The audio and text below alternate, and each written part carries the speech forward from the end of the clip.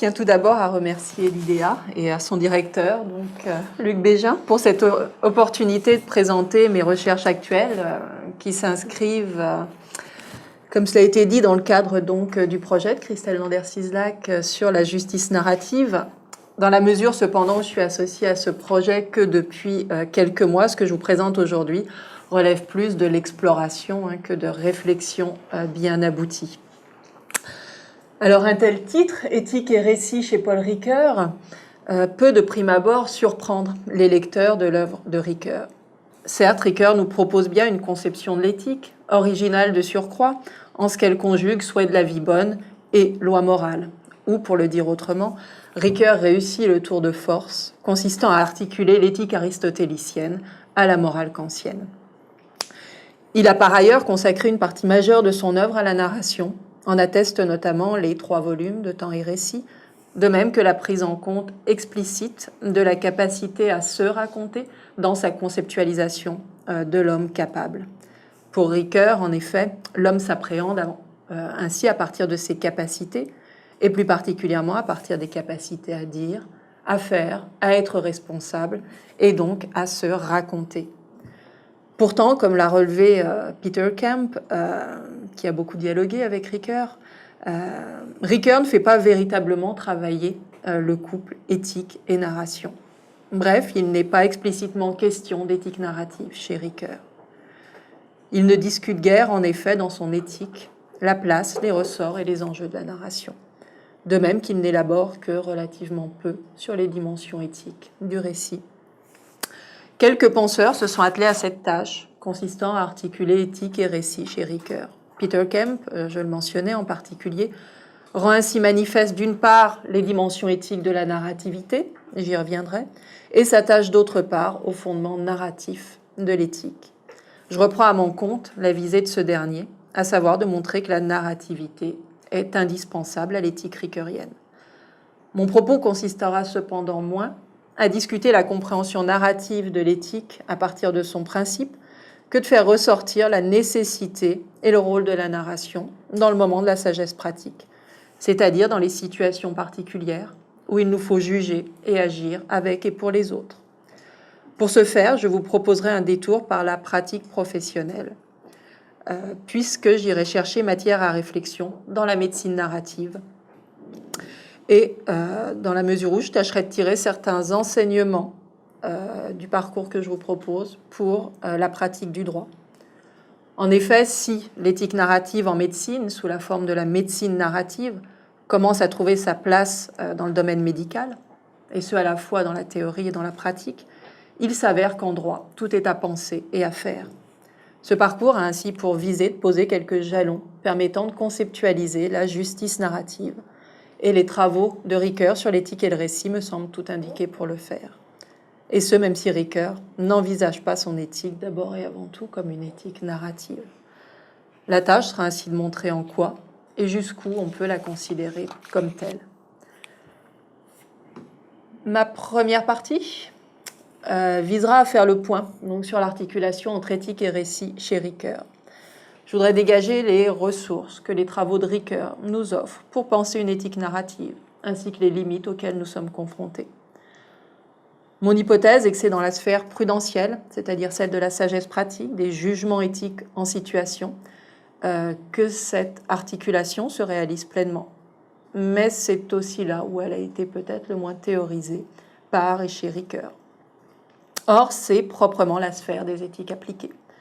C'est pour cela que je me tournerai donc dans un second moment vers l'éthique médicale, afin de voir comment une telle éthique narrative est mise en œuvre sous la forme de la médecine narrative. Ce parcours me mènera finalement à la pratique du droit, où le champ de l'éthique est en jachère, comme je le disais, et pour laquelle il s'agira donc de montrer la pertinence d'une approche narrative. La question de fond qui me porte et qui est en quelque sorte le fil d'Ariane de ma réflexion, qui n'en est encore qu'à ses balbutiements, comme je vous le disais, est donc celle de l'éthique narrative. Penser une éthique narrative à partir à la fois des travaux de Ricoeur et des éthiques du Caire, que je n'évoquerai pas aujourd'hui, mais dans lesquelles le récit joue aussi un rôle important.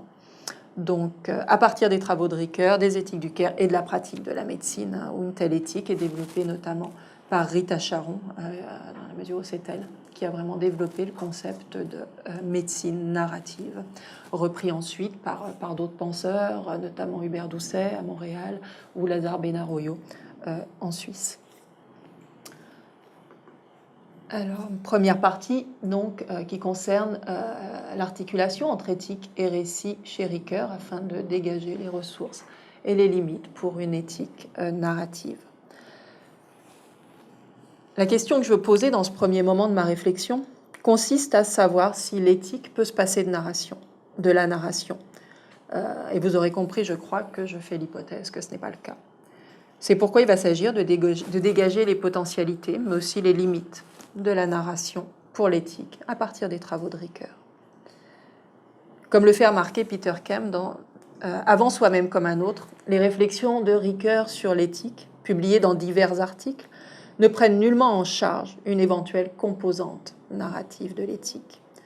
Par ailleurs, si les travaux de Ricoeur sur le récit, et surtout Temps et Récit 3, laissent poindre à quelques reprises l'idée selon laquelle la narrativité n'est pas dénuée de toute dimension éthique, et en particulier dans les pages consacrées à l'identité narrative, cette idée n'est pas pleinement développée. Dans Soi-même comme un autre, le concept d'identité narrative sera, lui, davantage élaboré dans les deux études que Ricoeur, justement, consacre à la capacité à se raconter, où il reprend alors la théorie narrative dans la perspective de la constitution du soi. Il s'arrêtera alors pendant quelques pages sur les implications éthiques du récit, où il se questionnera quant à savoir de quelle manière la composante narrative de la compréhension de soi appelle pour complément les déterminations éthiques propres à l'imputation morale de l'action à son agent. C'est donc avant tout dans le cadre de l'identité narrative et donc du rapport à soi, rapport réflexif, que Ricoeur fait travailler quelque peu le couple éthique et récit, et non dans le cadre du rapport à l'autre. À cet égard, il n'abordera pas la question du récit dans son triptyque éthique, donc dans les études 7, 8 et 9 de Soi-même comme un autre, là où l'éthique n'est plus seulement envisagée à l'aune de l'imputabilité, et donc du rapport de soi à soi, mais également de la réponse à apporter à l'appel de l'autre vulnérable, et donc du rapport à l'autre. Or, dans cet espace-là, du rapport à l'autre, il y a matière, selon moi, à envisager les apports de la théorie narrative. La question étant alors de savoir de quelle manière la narrativité entre en jeu dans la compréhension de l'autre et dans la réponse à apporter à son appel. Je propose donc un changement de perspective de la compréhension de soi, qui représente véritablement le fil directeur de toute l'œuvre de Ricoeur, à la compréhension de l'autre. Mais avant d'en arriver là, qu'en est-il plus précisément des rapports entre éthique et récit chez Ricoeur ? Donc j'aborde premièrement éthique et récit. Et avant de faire travailler proprement dit le couple éthique et récit, je voudrais faire un bref point sur chacun de ces pôles. Donc tout d'abord l'éthique et ensuite le récit, afin que tout le monde soit au clair sur à la fois la petite éthique de Ricoeur et la façon dont il développe la théorie narrative.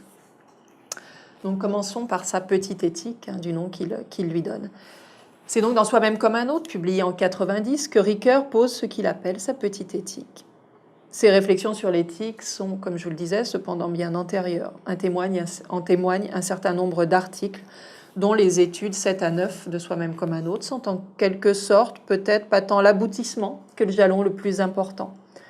Pourquoi pas l'aboutissement ? Parce qu'ensuite il s'intéressera, toujours dans la lignée de son triptyque éthique, aux éthiques appliquées, médicales surtout et dans une moindre mesure judiciaires.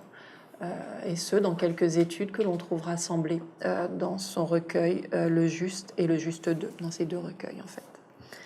Donc je vous le disais, l'éthique ricoeurienne a ceci d'original qu'elle articule de façon dialectique, au sens où l'une ne va pas sans l'autre, le souhait de la vie bonne, d'inspiration aristotélicienne, avec le respect de la norme morale, d'inspiration kantienne.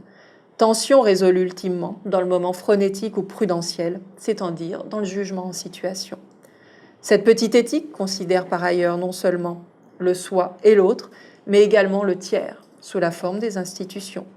On pourrait donc parler d'un double triptyque qui prend une forme matricielle où l'on a d'une part le souhait de la vie bonne, la loi morale et la sagesse pratique, et d'autre part le soi, autrui et le tiers ou les institutions. Cette éthique part ainsi d'un désir de vie bonne, de ce que l'on souhaite, de nos idéaux, pour nous et pour les autres, que ces autres soient proches, le tu, ou lointains, le tiers, les institutions, dont on souhaite qu'elles soient justes. Cependant, nous ne sommes pas seuls, et parfois nos intérêts entrent en conflit avec ceux des autres, d'où le risque de violence. C'est en cela que le passage par la norme s'avère nécessaire. Si le moment éthique est premier et fondamental pour Ricoeur, il n'en reste pas moins que la possibilité du mal et de la violence appelle le moment de la règle, le moment moral de la règle, de la contrainte, de la norme ou encore de la loi. Il est besoin de garde-fous. Cependant, le problème de la loi morale est que sous couvert d'universalité, elle ne prend pas en compte les personnes singulières et ni les situations singulières. C'est alors au jugement en situation qu'il convient de faire appel, à une forme de sagesse pratique héritée de la phronésis aristotélicienne. C'est dans cet espace de la sagesse pratique, cet espace des situations particulières, que se tiennent les éthiques appliquées. Si ces dernières demandent de partir du niveau prudentiel, elles ne s'en tiennent cependant pas seulement à ce niveau. En effet, si l'on prend la situation particulière, par exemple de la rencontre entre un médecin et son patient, où un acte médical doit être posé, sous la forme d'une prescription par exemple, acte médical qui implique un jugement de ce qui est bon ou non pour le patient, et donc de ce qu'il faut faire, on s'aperçoit qu'à la base de cet acte se trouve un souhait, celui pour le patient d'être délivré de la souffrance, et l'espoir d'être aidé et peut-être guéri, et pour le médecin, celui d'aider et de soigner. Cependant, cette relation, du fait de son asymétrie, peut donner lieu à la transformation du pouvoir-faire de l'un et de l'autre, pouvoir de soigner et pouvoir de suivre le traitement, donc peut donner lieu à la transformation du pouvoir-faire de l'un et de l'autre en pouvoir sur l'autre et pervertir ainsi la relation. Transformer le pacte de confiance en pacte de méfiance, soit que le médecin abuse de son pouvoir, soit que le patient en demande trop.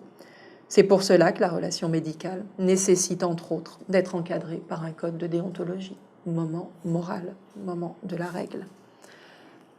Cependant, dans ses réflexions sur l'éthique appliquée, plus encore peut-être que dans l'élaboration de sa petite éthique, Ricoeur ne fait pas réellement place, me semble-t-il, à une dimension narrative, alors pourtant qu'il a consacré au récit une part importante de son œuvre, vers laquelle je voudrais maintenant me tourner.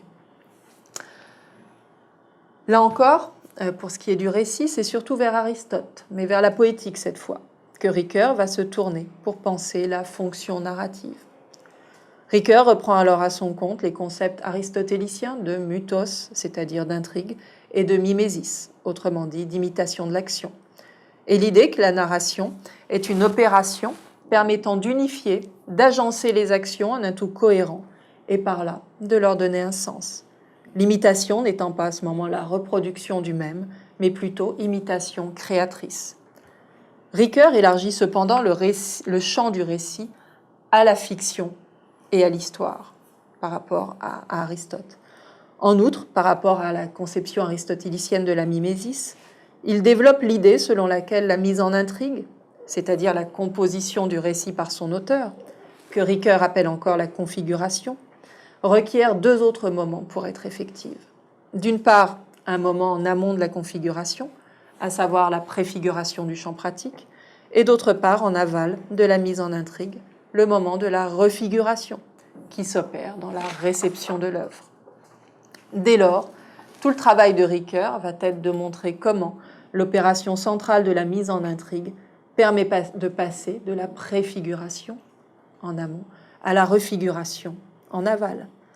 La tâche de l'herméneutique, écrit-il, est de reconstruire l'ensemble des opérations par lesquelles une œuvre, c'est donc le récit, s'enlève sur le fond opaque du vivre, de l'agir et du souffrir, pour être donnée par un auteur à un lecteur qui la reçoit et ainsi change son agir. Ricoeur va donc montrer que l'opération de mise en intrigue, qui transforme le divers des événements et des actions humaines en un récit cohérent, est d'une part rendu possible par certains traits de l'action humaine, traits structurels, symboliques et temporels, et d'autre part que la mise en intrigue ne s'achève que dans le lecteur, dans son appropriation par ce dernier. Cela étant posé, la question est maintenant de savoir dans quelle mesure la narrativité présente des traits éthiques et donc de faire travailler le couple éthique et récit. Donc tout d'abord, la dimension éthique de la narrativité. La question consiste à savoir quels sont les traits et les enjeux éthiques propres à l'activité narrative. Peter Kemp les fait particulièrement bien ressortir, et ce pour les 3 opérations narratives que sont la préfiguration du champ pratique, la configuration proprement dite et la refiguration dans la réception, par la réception de l'œuvre. Commençons par la dimension éthique de la préfiguration, c'est-à-dire les traits pré-narratifs de l'action. Le fait est que le récit fait fond sur des actions qui déjà suscitent approbation ou désapprobation. Des actions qui sont donc déjà évaluées à l'aune de ce qui est bon ou non, préférable ou non. Il apparaît donc que les actions qui vont composer le récit ne sont pas éthiquement neutres. Idée que l'on trouve déjà d'ailleurs chez Aristote, quand il écrit par exemple dans la Poétique que la tragédie est l'imitation d'une action noble. Avant sa mise en récit, l'action humaine est donc déjà évaluée d'un point de vue éthique. Cependant, va demander Peter Kemp, qui va ici plus loin que Ricoeur, la dimension éthique de l'agir humain n'est-elle pas elle-même, dans une certaine mesure, narrative ? Dit autrement, ne se laisse-t-elle pas discerner, entre autres, à partir du récit que les agents font de leurs expériences ? L'évaluation éthique des actions humaines ne se fait-elle pas à partir des récits que les agents en font ? Une vie examinée n'est-elle pas en partie tributaire d'une vie racontée ? Idée qu'à la suite donc de sa discussion avec Peter Kemp, Ricoeur reprendra d'ailleurs dans Soi-même comme un autre, quand il montrera que c'est notamment au regard du récit que l'on fait de notre vie et de nos actions que l'on peut évaluer ces dernières et ainsi s'estimer soi-même. Peter Kemp met ainsi en question l'idée ricoeurienne d'une structure pré-narrative de l'expérience. Il va vraiment chercher à montrer que cette structure de l'expérience est déjà narrative. Dit autrement, donc, n'y a-t-il dans le seul mode de l'action, c'est-à-dire de la vie vécue, que des histoires non encore racontées ? Selon lui, ce n'est donc pas le cas, dans la mesure où, avant toute composition artistique d'une œuvre, les gens racontent leur vie, comme je le disais, et s'expliquent les uns par rapport aux autres dans les petites histoires de tous les jours. Et que si nous pouvons parler de la vie humaine comme d'une histoire à l'état naissant, cette vie ne devient une histoire vraie, un temps raconté, que par toutes ces petites histoires. Kemp, qui se base ici sur les analyses de David Carr sur la narrativité du monde vécu, propose ainsi d'aller plus loin que Ricoeur et de soutenir que toute expérience humaine de la vie et de l'action, que dans toute expérience humaine de la vie et de l'action, il y a déjà des structures narratives. Si cette idée d'une structure narrative du monde vécu me semble particulièrement fertile pour une éthique narrative, elle soulève cependant, selon moi, une difficulté, à savoir le passage du récit écrit, donc du texte, au récit oral, c'est-à-dire au récit raconté dans le vif de la vie. Je reviendrai plus avant sur cette difficulté dans la suite de mon propos, mais on peut déjà dire qu'elle surgit du fait que dans ses travaux sur l'herméneutique, Ricoeur montre l'importance pour l'interprétation et la compréhension de l'autonomie du texte écrit, donc d'un récit qui est détaché de son auteur. L'enjeu sous-jacent ici étant celui de la distanciation pour l'interprétation et la compréhension. J'y reviendrai. Je voudrais maintenant envisager la dimension éthique de la configuration de l'action, donc moment central de la mimésis 2. La configuration est, comme je le mentionnais précédemment, à proprement parler, l'opération narrative de mise en intrigue. Or, pour Ricoeur, il s'agit d'une tâche herméneutique, dans la mesure où la configuration nécessite de donner sens aux actions humaines. L'opération de mise en intrigue, en organisant, en ordonnant les événements, d'une certaine façon, leur donne du sens. Il y a déjà là une interprétation. En regard de la relation entre éthique et récit, la question est dès lors de savoir si l'éthique est une vision ajoutée à l'activité mimétique ou si elle lui est inhérente. En quel sens peut-on dire que la configuration de l'action présente des traits éthiques ?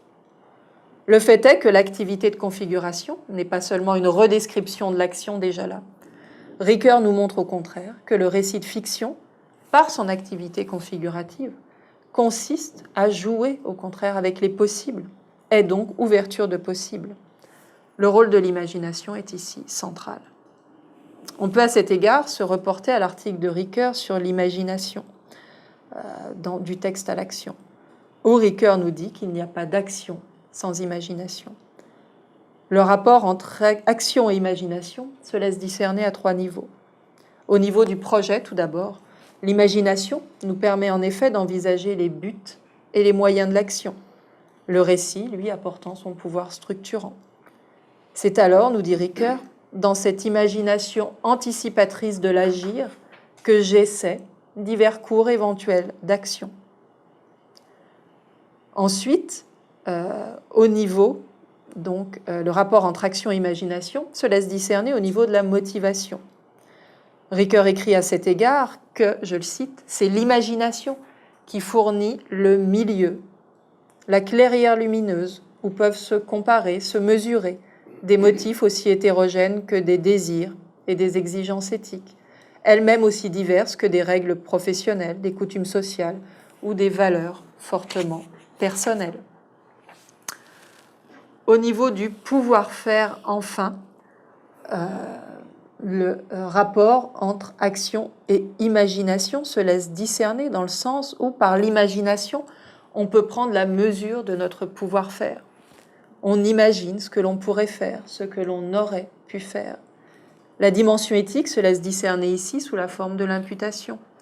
En effet, dans ces différentes variations imaginatives, on est amené à se reconnaître comme l'agent de sa propre action. On pourrait également ajouter qu'à ce niveau, on peut prendre la mesure de notre pouvoir à répondre à l'appel de l'autre.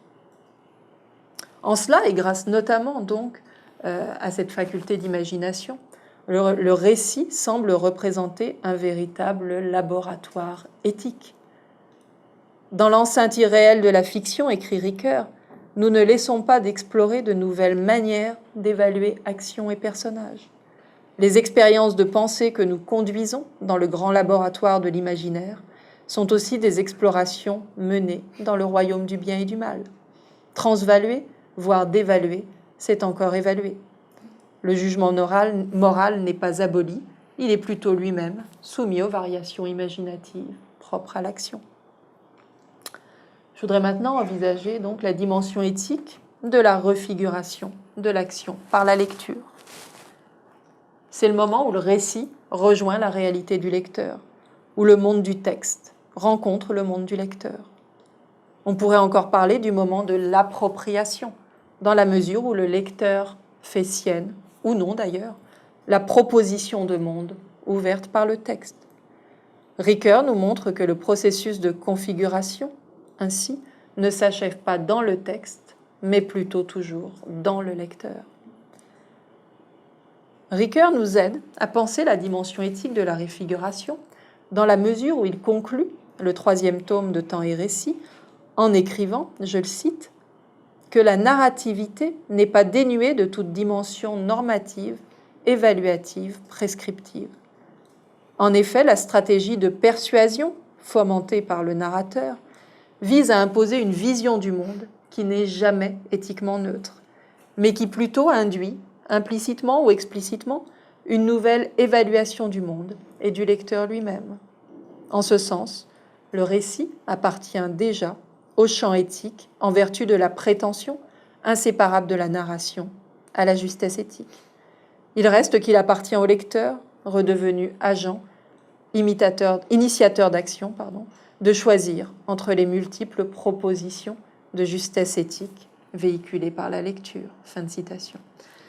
Le récit nous incite ainsi à prendre position par rapport aux visions de la vraie vie ou de la bonne vie véhiculées par le récit. Un autre trait éthique de l'activité de refiguration que l'on pourrait dégager consiste dans le fait qu'elle repose sur un pacte de lecture. Or, selon moi, un tel pacte a déjà une teneur éthique, et il trouvera d'ailleurs son pendant en médecine dans le pacte de soins mis de l'avant par Ricoeur. Le pacte de lecture est en effet un pacte de confiance, et ce, en vertu de la confiance que l'auteur demande au lecteur d'accorder au narrateur. C'est précisément, écrit Ricoeur, parce que le romancier n'a pas de preuves matérielles à fournir, qu'il demande au lecteur de lui accorder non seulement le droit de savoir ce qu'il raconte ou montre, mais de suggérer une appréciation, une estimation, une évaluation des personnages principaux.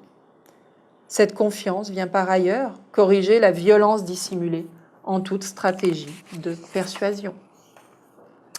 Ricoeur évoque cependant également le cas, intéressant selon moi, du narrateur non digne de confiance, à savoir celui qui désoriente le lecteur, plutôt que de lui assurer qu'il n'entreprend pas le voyage de la lecture avec de vains espoirs et de fausses craintes, concernant non seulement les faits rapportés, mais les évaluations des personnages. Le cas du narrateur non digne de confiance est intéressant, car il renvoie le lecteur à sa responsabilité de réfléchir et de juger par lui-même, quand cela est possible, dans la mesure où le narrateur peut aussi nous mettre devant l'impossibilité de juger. Un bel exemple, emprunté non pas à la littérature, mais au cinéma, serait le film de Kurosawa, Rashomon, qui nous met face justement à cette impossibilité de juger.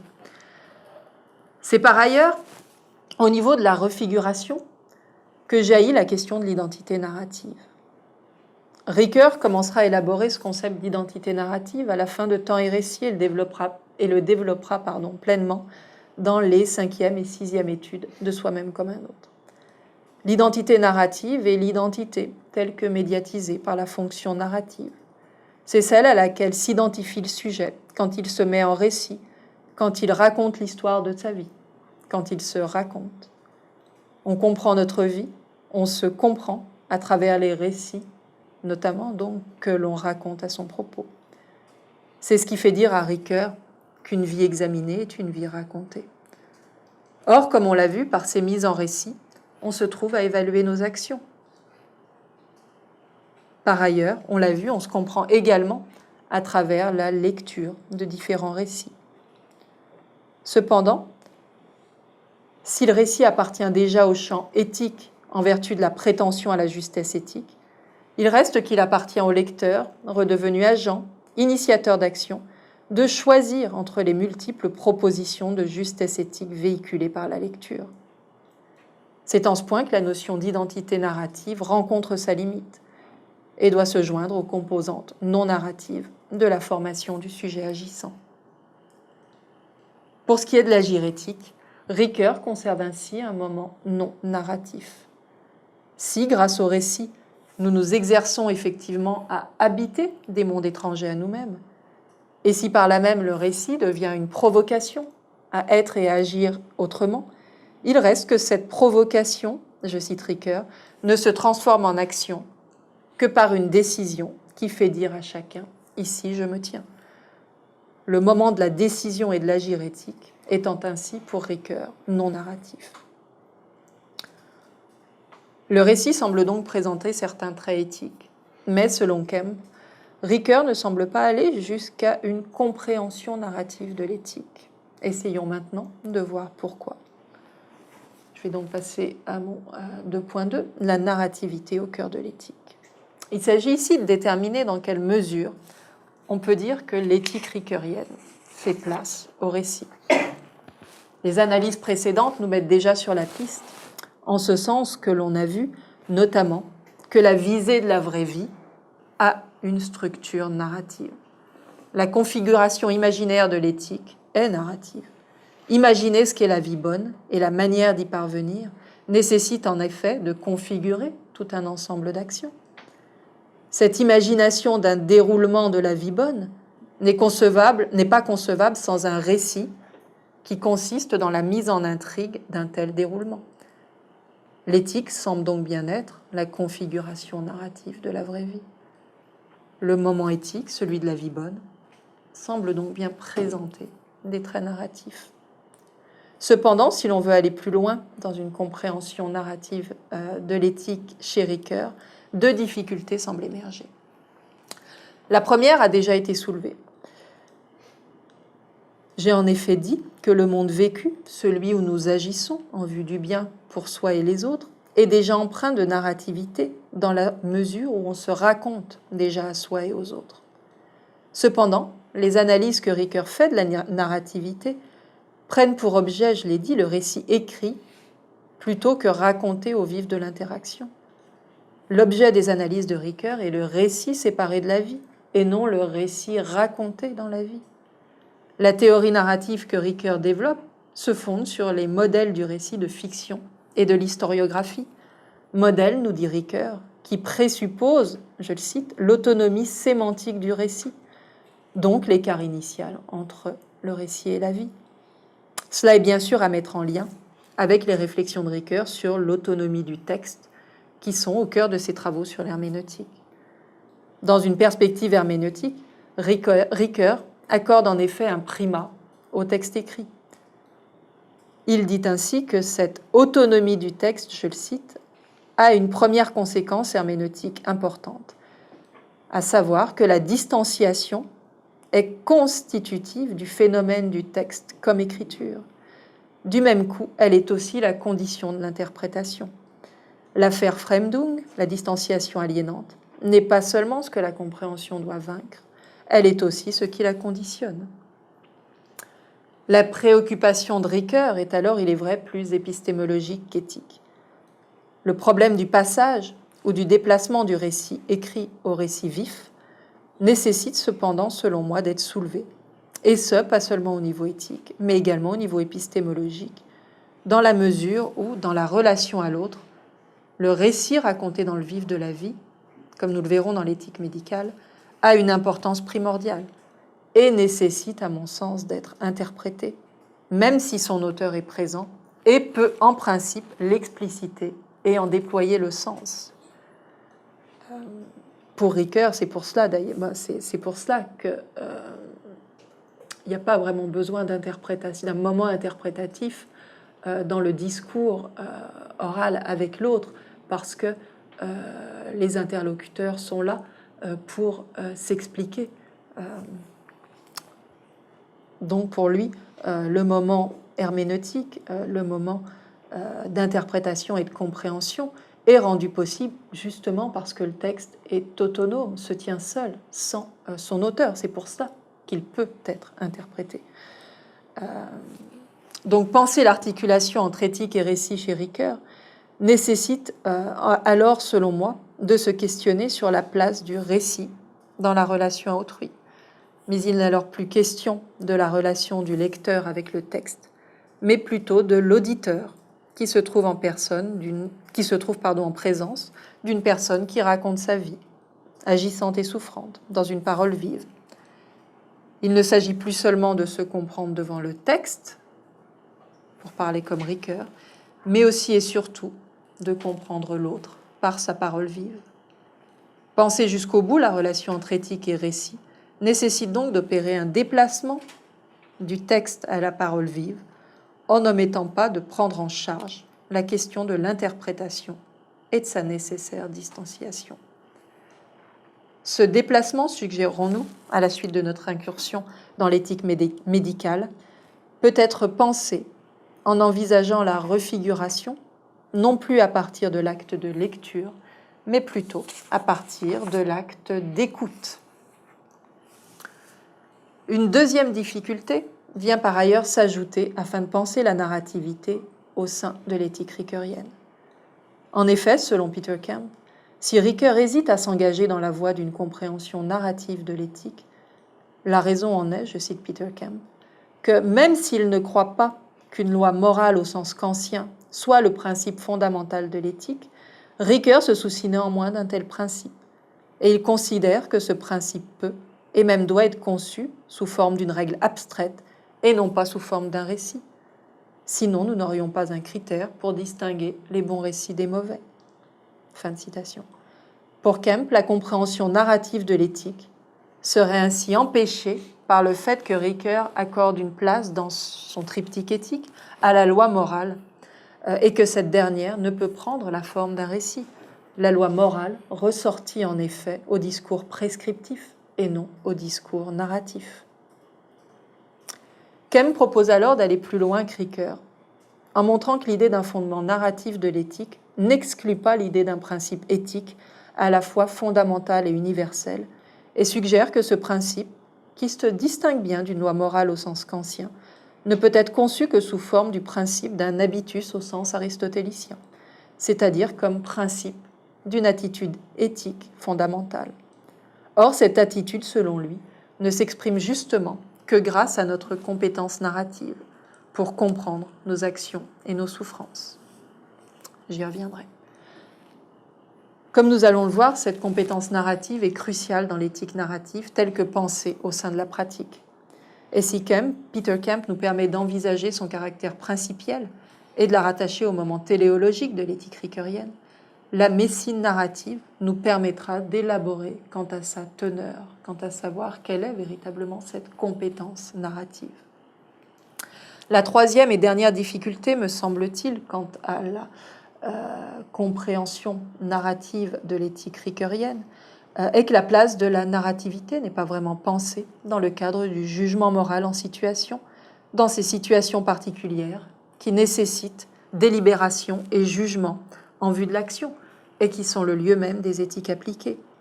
Or, la prise en compte du récit pourrait s'avérer d'autant plus pertinente à mon sens que Ricoeur se réapproprie la phronésis aristotélicienne de telle façon que cette dernière ne consiste pas seulement à savoir comment agir dans telle situation particulière, mais nous invite surtout à ne jamais oublier de prendre autrui en considération, à ne jamais oublier qu'autrui doit être notre première considération.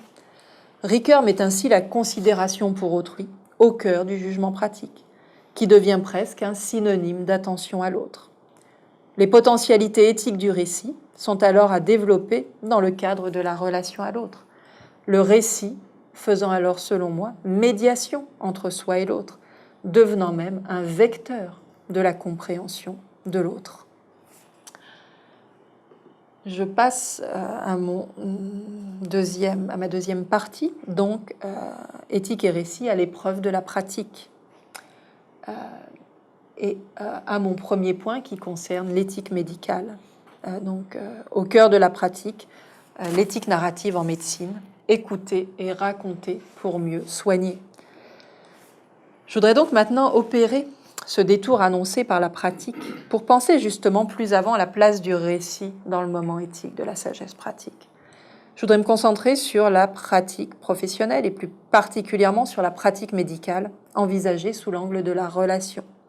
Relation donc entre un médecin et son patient. Il y aurait cependant également une réflexion à faire à partir des pratiques ordinaires et non plus professionnelles qui sont entre autres l'objet des éthiques du care. Bref, à partir des situations singulières de la vie quotidienne qui mettent en jeu des pratiques de soins. Donc, la médecine narrative. Partir de la relation entre médecin et patient revient donc à aborder l'éthique médicale dans une perspective relationnelle, qui ne réduit donc pas la médecine à son volet, disons, davantage technique ou scientifique, où n'est pris en compte que l'organe malade et non la personne humaine. Or, c'est seulement dans une telle approche relationnelle qu'une éthique narrative peut trouver sa place. En effet, l'histoire vécue du patient et la place de la maladie dans cette histoire n'a, dans la perspective scientifique, que peu d'importance, voire pas du tout. Ainsi, comme l'écrit Hubert Doucet, la médecine scientifique ne peut à elle seule aider un patient à faire face à la perte de sa santé et à trouver un sens à sa souffrance. C'est dans cette perspective relationnelle et humaine de la médecine que s'insère le courant de la médecine narrative développé par Rita Charon depuis une vingtaine d'années. Cette dernière définit la médecine narrative comme je la cite, comme la médecine, je la traduis plutôt, comme la médecine pratiquée avec une compétence narrative visant à reconnaître, absorber, interpréter et être touché par les histoires des patients. Et pour elle, la médecine narrative est l'éthique narrative telle qu'elle se déploie dans le cadre de la bioéthique, apportant des méthodes d'enseignement et de pratique à ceux qui essayent d'aider les autres à vivre et à mourir. L'éthique narrative est, pour Rita Charon, cette sous-discipline de la bioéthique clinique qui part des récits que les patients font de leur vie et qui aide les patients à imaginer les alternatives futures et à choisir parmi elles. Parfois pratiquée dans le cadre de dilemmes éthiques épineux et d'autres fois dans le calme relatif des soins de santé quotidiens, l'éthique narrative étend l'écoute attentive compétente aux patients, aux familles, aux cliniciens, afin d'accoucher d'une vision narrative de la situation d'une personne. Plus précisément, ainsi que l'écrit Hubert Doucet, je le cite, cette démarche réflexive forme les soignants à pratiquer l'empathie et à acquérir des habiletés d'analyse. Elle les rend capables de discerner le sens que recèlent les récits des patients. Cette approche ne propose pas seulement un idéal de médecine humaniste, elle met de l'avant des outils favorisant son atteinte. Contrairement à d'autres approches en bioéthique, comme l'approche par principe, développée par Beauchamp et Childress, qui cherche à appliquer des règles et des principes universels au cas particulier, la médecine narrative part de la situation particulière du patient et de ce qu'il a à en dire, de la façon dont il la raconte et lui donne sens. Raconter une histoire, on l'a bien vu avec Ricoeur, ce n'est pas seulement décrire des faits qui jalonnent sa vie, mais c'est aussi exprimer le sens qu'ils prennent pour nous. L'approche narrative ne requiert ni détachement, ni idéal d'objectivité, qui font en sorte que l'on doive rester en dehors de l'histoire des autres. Elle implique au contraire de se plonger dans l'histoire des autres et pour ce faire requiert une compétence narrative. Si Rita Charon parle d'une façon donc générale d'une compétence narrative, je voudrais essayer de discerner plus précisément au sein de cette compétence narrative deux formes de savoir et donc de la scinder en deux. D'une part, un savoir écouter et d'autre part, un savoir raconter. Deux formes de savoir qui en impliquent en fait une troisième en l'espèce d'un savoir interprété, savoir herméneutique donc. Avant de m'atteler à la tâche consistant à mieux cerner ces derniers, donc le savoir écouter et le savoir raconter, j'aimerais encore avancer l'idée qui serait à approfondir, selon laquelle, sur un plan épistémologique, ces savoirs ressortissent d'une forme de savoir phronétique, d'un savoir donc qui ne s'enseigne pas en tant que tel, mais s'acquiert plutôt par la pratique et l'expérience. La compétence narrative, donc, savoir écouter et savoir raconter. Savoir écouter tout d'abord. Essayons donc tout d'abord d'appréhender ce savoir écouter, que l'on pourrait définir de prime abord comme le fait de savoir écouter les récits des patients et leur donner sens. Savoir donc phronétique, mais également narratif. Selon Rita Charon, le travail des médecins repose pour une grande part, en effet, sur leur capacité à écouter les histoires des patients, à donner sens à ces récits souvent chaotiques de maladie, à comprendre ce que ces récits signifient à des niveaux multiples et parfois contradictoires, et à être touché par eux. Ce savoir écouter permet ainsi de comprendre les motivations des patients et de les aider à prendre des décisions éthiques. Elle permet aussi aux praticiens, ainsi que le fait valoir Lazare Benaroyo, de construire un jugement éthique circonstancié. Pour lui, pour Lazare Benaroyo, il faut en effet, par l'écoute attentive, explorer de quelle manière la souffrance que le malade éprouve se médiatise et se donne à penser dans son propre langage. Dans la mesure où la manière dont la souffrance affecte l'identité du personnel du malade s'exprime dans le récit de sa maladie. En ce sens, l'écoute attentive par le soignant de la narration du malade, accompagnée d'une écoute du langage du corps, sont autant d'éléments permettant de percevoir comment l'identité du patient est affectée par la maladie. Afin de préciser ce qu'il en est de ce savoir écouter, je voudrais référer à différentes habiletés que requiert, selon Rita Charon, la compétence narrative. Elle évoque tout d'abord des habiletés de lecture, de ce qu'elle appelle du close reading. Il s'agit notamment d'être capable d'identifier la structure de l'histoire, d'adopter ses multiples perspectives, ou encore de reconnaître les métaphores et les allusions. Si cette habileté développée au contexte des textes semble bien pertinente pour saisir les récits des patients, elle nécessite cependant, à mon sens, précaution afin d'être transposée au savoir écouter. Nous avons en effet vu avec Ricoeur que le passage de la compréhension du texte à celle de la parole vive ne va pas de soi.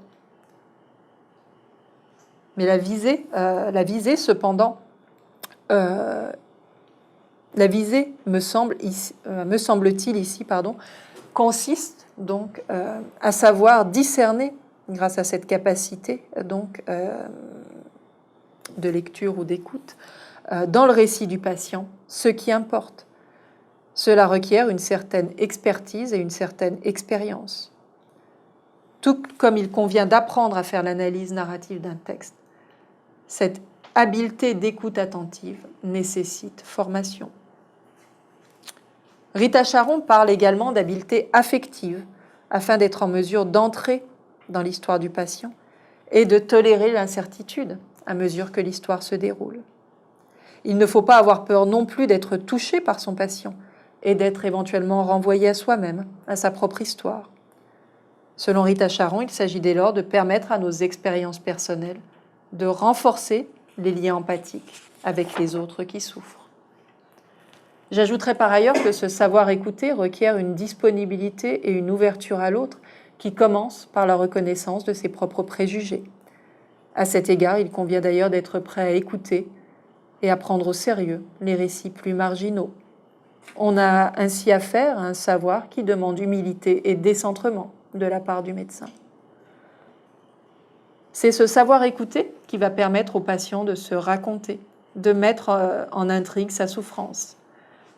À la suite de Lazare Benaroyo, on peut ici faire référence aux travaux de Reich qui dégagent les 3 phases langagières d'une phénoménologie de la souffrance et nous montrent que la capacité à raconter sa souffrance a besoin justement d'être soutenue par une écoute attentive afin de pouvoir être effective. En effet, dans un premier temps, la souffrance, nous dit Reich, est indicible et nécessite alors une manifestation empathique silencieuse. Il s'agit d'être auprès de l'autre souffrant dans une attitude d'accueil et de respect. Observer le silence, c'est cela aussi, écouter attentivement, permet alors l'éclosion d'une voix singulière, capable de dire et de raconter la souffrance, ce qui correspond à la 2e étape. Quant à la 3e étape, elle nous mène déjà vers le savoir raconter du médecin. Donc, savoir raconter. Il s'agit en effet d'offrir au patient les outils et éventuellement la trame narrative lui permettant non plus de raconter sa souffrance, mais de se raconter autrement suite au diagnostic et à l'aider à entrevoir les possibles. Ce savoir raconter du médecin doit permettre au patient de reformuler son histoire et de faire émerger une nouvelle image de soi à laquelle il peut s'identifier. Il s'agit d'accompagner la refiguration du soi du patient. À cet égard, on notera que ce savoir raconter fait fond sur la faculté d'imagination que nous avions mise de l'avant avec Ricoeur. Le récit semble ainsi avoir un potentiel de repossibilisation, dans la mesure où le savoir raconter du médecin fournit la trame narrative d'un récit au sein duquel une telle repossibilisation est possible. Suite à ces quelques réflexions sur l'apport du récit pour l'éthique médicale, je voudrais essayer de tirer quelques enseignements pour la pratique du droit. Dans le cadre de la pratique du droit, il s'agit également de prendre conscience, à l'instar de l'inflexion humaniste qui est donnée à la médecine, qu'avocats et juges n'ont pas seulement affaire à des faits, des preuves et des dossiers, mais bien à des personnes humaines, qui n'ont pas seulement quelque chose à dire, mais une histoire à raconter. Si, dans l'éthique médicale, comme nous le rappelle notamment Ricoeur, c'est une situation de souffrance qui amène médecins et patients à se rencontrer, dans le cadre de la pratique du droit, c'est le conflit qui amène le justiciable dans le bureau d'un avocat ou devant un juge. Or, le conflit, tout comme la souffrance, sont loin d'être des phénomènes neutres et peuvent au contraire marquer le cours d'une vie. En ce sens, le savoir technique ou scientifique et la capacité à argumenter de l'avocat et du juge mériterait d'être complété par un savoir éthique et narratif.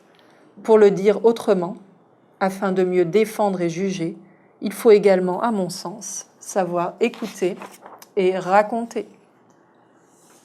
Il conviendrait bien entendu de distinguer les cas de l'avocat et du juge.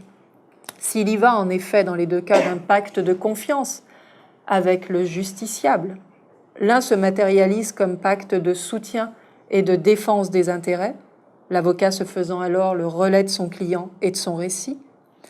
L'autre se matérialise sous la forme d'un pacte de jugement juste, pourrait-on dire, le juge devant trancher entre deux récits qui peuvent s'avérer à certains égards opposés et contradictoires.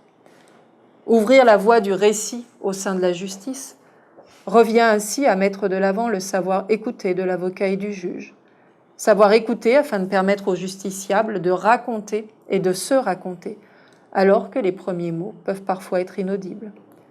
Savoir écouter, c'est être capable de reconnaître ses préjugés, et pour le juge notamment, être capable de reconnaître le poids des récits dominants qui tendent à servir de normes, comme ceux des experts notamment, au détriment d'autres récits peut-être plus balbutiants et qui ont pour toile de fond moins des données scientifiques que le conflit tel qu'il est vécu et ressenti par le justiciable. Comme le mettait de l'avant Rita Charon dans le cadre de la médecine, et cela vaut tout autant dans le cadre de la justice, savoir écouter, c'est être prêt à reconnaître que l'on peut être touché par l'histoire de son client ou du justiciable, que cette histoire peut renvoyer le juge ou l'avocat lui-même et lui faire vivre des affects dont on lui a appris à se couper, comme la compassion, la colère ou encore l'impuissance. Ouvrir la voie du récit au sein de la justice, c'est aussi reconnaître la nécessité d'un savoir raconter, à côté du savoir argumenter. Savoir raconter afin de fournir au client ou au justiciable la trame d'une histoire qui va lui permettre de se raconter autrement suite au litige. J'en arrive à ma conclusion. Et en fait, en guise non pas tant de conclusion que de mots de la fin, car je ne vais pas revenir sur ce qui a été fait, sur le parcours que je vous ai proposé, mais plutôt évoquer ce qui serait encore à faire, dans la mesure où ces réflexions n'en sont qu'à un stade exploratoire. Concernant tout d'abord le chantier de la justice narrative, il reste à lui donner des bases solides, à partir notamment des ponts que j'ai essayé de poser entre éthique et narrativité, et ceux qui sont encore à construire. Il conviendrait ensuite de faire retour à la sagesse pratique ricoeurienne, après cette incursion au cœur de la pratique, afin de préciser davantage quelle est la place de la fonction narrative au sein de ce moment prudentiel. Il s'agirait aussi de montrer comment écouter et raconter peuvent permettre de mieux délibérer et juger en vue de bien agir. Également, dans cette première approche pour esquisser les contours d'une éthique narrative à partir de l'éthique ricoeurienne et de la médecine narrative, j'ai porté mon attention principalement sur les moments relationnels et réflexifs du triptyque ricoeurien, ou pour le dire autrement, sur le « je » et le « tu ». Mais il faudrait bien entendu prendre en compte également les institutions, c'est-à-dire le tiers, le « il ». On rejoint ici une critique du qu'Hubert-Doucet fait à la médecine narrative, en ce qu'elle ignorerait le contexte organisationnel des soins qui a ses visées, ses règles précises et qui encadre la problématique. L'environnement institutionnel, voire sociétal, semble ainsi exclu à l'heure actuelle de la médecine narrative. Or, Ricoeur, justement, met bien en lumière l'importance de la prise en compte du contexte, dont les institutions, dans le domaine de l'éthique. Un récit s'inscrit en effet au sein d'une institution ayant des normes, une histoire et des valeurs communes que la narrativité ne peut évacuer. Finalement, sachant qu'il faut entendre ici ce mot en rapport avec la fin de mon exposé, plutôt que de la liste des chantiers à poursuivre pour penser une éthique et une justice narrative, il conviendrait, mieux que je ne l'ai fait, de montrer que cette éthique narrative est une éthique herméneutique, au sens où l'interprétation et la compréhension en sont, à mon sens, des piliers. Ou, pour le dire autrement, il s'agirait de montrer qu'entre l'éthique et la poétique se tient l'herméneutique. Je vous remercie.